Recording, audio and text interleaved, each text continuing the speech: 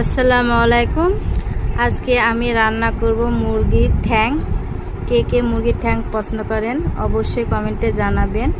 আমি আগে থেকে মশলাগুলো খুব ভালোভাবে কষিয়ে নিয়েছি।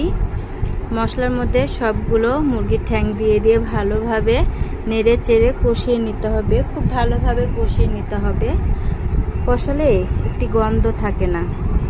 কষানোর পর আমি সম্পূর্ণ পানি দিয়ে দিলাম, দিয়ে ঢাকনা দিয়ে ঢেকে যে সিদ্ধ হচ্ছে। পানি দিয়ে খুব ভালোভাবে কিন্তু সিদ্ধ করে নিতে হবে।